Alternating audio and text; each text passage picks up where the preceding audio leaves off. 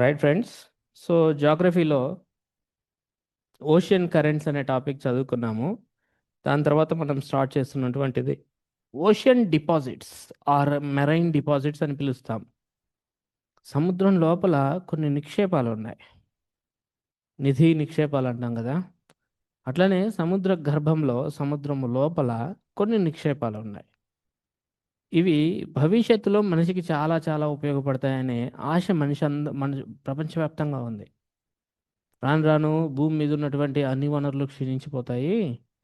సముద్రంలో మాత్రం విపరీతమైన వనరులు ఉన్నాయి, ఇవి మనిషికి ఉపయోగపడేవే అని మనిషి బాగా ఆశపడుతున్నాడు. సముద్ర గర్భాన్ని ఇంతవరకు శోధించలేకపోయాడు, ఫుల్గా మనిషి శోధించలేకపోయాడు. ఇప్పుడు ప్రయత్నాలు మొదలెట్టారు ప్రపంచవ్యాప్తంగా.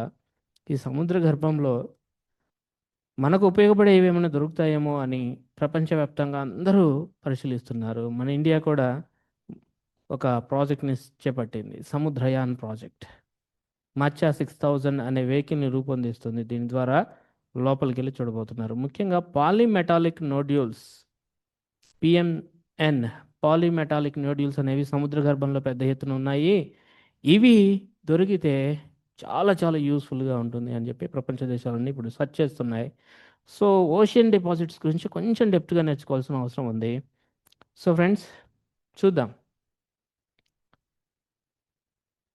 సో సాధారణంగా ఓషియన్ డిపాజిట్స్ని రకరకాల క్రైటీరియాని బేస్ చేసుకొని వర్గీకరిస్తుంటారు. సే ఫర్ ఎగ్జాంపుల్, మనుషుల్ని ఎత్తును బేస్ చేసుకొని పొట్టివారు, పొడుగువారు, రంగును బేస్ చేసుకొని నల్లటివారు, తెల్లటివారు, మందాన్ని బేస్ చేసుకొని లావుటివారు, సన్నంవారు, ఇట్లా వర్గీకరించినట్లుగానే అవి డిఫరెంట్ క్రైటీరియాస్ని బేస్ చేసుకొని ఓషియన్ డిపాజిట్స్ని రకరకాలుగా వర్గీకరిస్తుంటారు. ఒక క్రైటీరియా ఏమి? లభ్యత ఆధారంగా, బేస్డ్ ఆన్ లొకేషన్, అంటే లొకేషన్ బేస్ చేసుకొని వర్గీకరిస్తున్నారు ఓషియన్ డిపాజిట్స్ని.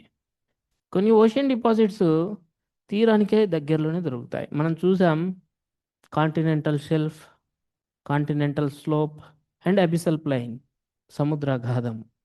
ఇది కాంటినెంటల్ షెల్ఫ్, ఇది కాంటినెంటల్ స్లోపు, ఇదంతా అఘాతం. ఎక్కడో చోటు ఉంటాయి ఓషియన్ డిపాజిట్స్, అంతే కదా. మనకి ఈ కాంటినెంటల్ షెల్ఫ్ అండ్ స్లోప్స్కి దగ్గరలో ఉండే వాటిని ఏమని పిలుస్తామంటే నెరిటిక్ డిపాజిట్స్ అని పిలుస్తాం. Important term. నెరిటిక్ డిపాజిట్స్ అంటే ఏంటి? ఖండ తీరాలు, ఇది ఖండం, తీర ప్రాంతం, వీటికి దగ్గరగా కాంటినెంటల్ షెల్ఫ్ ప్రాంతంలో ఉండేటటువంటి డిపాజిట్స్ని ఏమని పిలుస్తాం? నెరిటిక్ డిపాజిట్స్ అంటాము. ఇందులో ప్రధానంగా నదులు మోసుకొచ్చేటటువంటి పదార్థాలు ఉంటాయి ఎక్కువగా. ఓకేనా? నెరిటిక్ డిపాజిట్స్ అంటే ఏంటి? కాంటినెంటల్ షెల్ఫ్ లేదా ఖండ తీరానికి దగ్గరగా ఉండేటటువంటి డిపాజిట్స్ అని పెట్టుకోవాలి. ఇక ఇంకోటి ఏమో ఎక్కడ ఉండొచ్చు? ఇక్కడ లోతైనటువంటి సముద్ర గర్భంలో, డీప్ ఓషన్లో ఉండొచ్చు. వాటిని ఏమని పిలుస్తాం? This is important term, pelagic deposits. లభ్యత ఆధారంగా రెండే, ఒకటి నెరిటిక్, రెండోది పెలాజిక్ డిపాజిట్స్. మహాసముద్రాల మధ్యలో చాలా ఎక్కువ లోతులో కనిపిస్తాయి. ఇక్కడ ప్రముఖంగా ఏముండొచ్చు? ఇక్కడ నదులు తెచ్చేవి ఉంటాయి అంటున్నాం. నది ఏది తీసుకొస్తే అది ఉంటుంది. ఇసుక తీసుకొస్తే ఇసుక, కంకర తీసుకొస్తే కంకర, ఇంకోటి ఇంకోటి ఇంకోటి, నదులు తీసుకొచ్చే ఉంటాయి నెరిటిక్ డిపాజిట్స్లో ప్రధానంగా. కానీ ఇక్కడ ఏముండొచ్చు అంటే నదులు తీసుకొచ్చే ఇక్కడ దాకా రావు. మరి ఏముండొచ్చు ఇక్కడ డిపాజిట్స్లో అంటే సముద్ర జీవుల అవశేషాలు. సముద్ర జీవులు చచ్చిపోతాయి, చచ్చిపోయి సముద్ర అడుగుభాగానికి చేరుతాయి. అవి కాలక్రమంలో మోడిఫై అవుతాయి. ఆ జీవుల యొక్క డిపాజిట్స్ ఉంటాయి. ఓకేనా? అత్యంత సూక్ష్మమైన బంకమట్టి కూడా ఉంటుందట. ఇది ఎలా వచ్చింది, ఎట్లా వచ్చిందని నన్ను అడగద్దు. ఓకేనా? Right. So neritic deposits and pelagic deposits అనేవి బేస్డ్ ఆన్ లొకేషన్ బేస్ చేసుకుని చేసే వర్గీకరణ. ఇప్పుడు ఏం చేద్దాం? బేస్డ్ ఆన్ ఆరిజిన్, ఎక్కడ పుట్టాయి అనే దాన్ని ఆధారంగా చేసుకొని, మూలాధారాల ఆధారంగా నిక్షేపాలు ఎక్కడి నుంచి వచ్చాయి అనే దాన్ని బేస్ చేసుకొని 4 రకాలు. This is very important classification. ఒకటి, భూ సంబంధిత నిక్షేపాలు, టెరిజినస్ డిపాజిట్స్. అంటే మనం ఉన్నటువంటి ఈ భూమి మీద నుంచి సముద్రాల్లోకి వెళ్ళి డిపాజిట్స్గా తయారవుతాయి, నిక్షేపాలు తయారవుతాయి. మనం ఉన్నటువంటి ప్రాంతం నుంచి వెళ్తాయి అవి. నదుల ద్వారా కానీ, గాలి ద్వారా కానీ, హిమానీ నదాల ద్వారా కానీ, లేదా అళ్ళకోత వల్ల కానీ భూమిపై ఉన్నటువంటి శిలలు విచ్ఛిన్నమై సముద్రంలో కలుస్తాయి, డిపాజిట్స్ తయారవుతాయి. శాండ్, సిల్ట్, బంకమట్టి, క్లే, ఇవన్నీ బెస్ట్ ఎగ్జాంపుల్స్ టెరెజినస్ డిపాజిట్స్కి. ఓకేనా? ఇవన్నీ భూమి మీద నుంచి ఉన్నటువంటి పదార్థాలు సముద్రంలోకి వెళ్ళటం మూలంగా ఏర్పడేటువంటి నిక్షేపాలు అన్నమాట. ఓకేనా? సో ఇది ఫ్రెండ్స్, రకరకాలుగా సహజ శక్తుల ద్వారా సముద్రంలోకి వెళ్తాయి. ఇలా వెళ్ళిపోయేవి డిపాజిట్స్గా తయారవుతాయి. అక్కడికి వెళ్ళినాక చాలా మార్పులకు లోనవుతాయి. రెండోది బయోజినస్ డిపాజిట్స్ ఆర్ ఊజెస్. బయోజినస్ డిపాజిట్స్కి ఇంకొక పేరేమి? ఊజెస్. తెలుగులో జీవ సంబంధిత నిక్షేపాలు. సముద్రంలో రకరకాల జీవులు నివసిస్తుంటాయి. ఇంకా దానికి హద్దే లేదు. భూమి మీద చాలా తక్కువ. దీనికి మనం మెస్మరైజ్ అయిపోతాం. ఇంకా సముద్రంలోకి వెళ్తే ఇంకో అంతే లేదు. చాలా వెరైటీ ఆఫ్ యానిమల్స్ ఉంటాయి. అవి చనిపోయిన తర్వాత ఏర్పడే నిక్షేపాలను ఏమని పిలుస్తాం?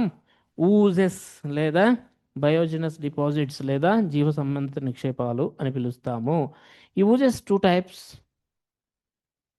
ఒకటి క్యాల్కేరియస్ ఊజెస్. క్యాల్కేరియస్ ఊజెస్ అంటే కొన్ని జీవులు ఏం చేస్తాయంటే కాల్షియం కార్బోనేట్ని కలిగి ఉంటాయి. ఇదిగోండి, ఇలాంటి షెల్స్ ఉంటాయి చూసారా, గవ్వలు, నత్తలు, ఇలాంటివన్నీ ఏంటి? కాల్షియం కార్బోనేట్తో తయారైనటువంటి షెల్స్ని కలిగి ఉంటాయి. అవి చనిపోయిన తర్వాత ఏర్పడే పదార్థము ఏమి అంటే క్యాల్కేరియస్ ఊజ్ అవుతుంది.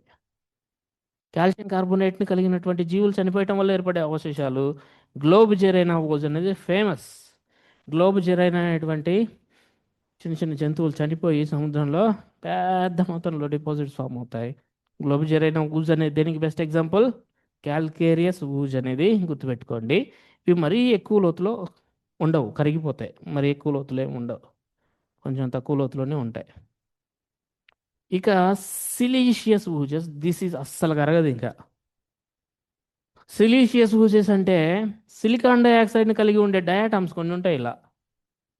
ఇవన్నీ డయాటమ్స్ ఫ్రెండ్స్. అది కాల్షియం కార్బోనేట్ బాడీని కలిగి ఉంటే, ఇవేమి సిలికాన్ డైఆక్సైడ్ని కలిగి ఉండే డయాటమ్లు, రేడియోలేరియా వంటి సూక్ష్మజీవుల వల్ల ఏర్పడతాయి. చాలా ఎక్కువ లోతులో కనిపిస్తాయి ఇవే.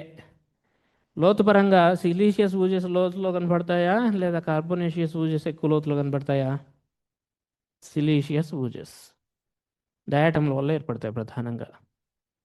ఇక కెమికల్ డిపాజిట్స్ కూడా ఉంటాయి. టెరిజినస్ డిపాజిట్స్ అంటే భూమి నుంచి వచ్చినవి.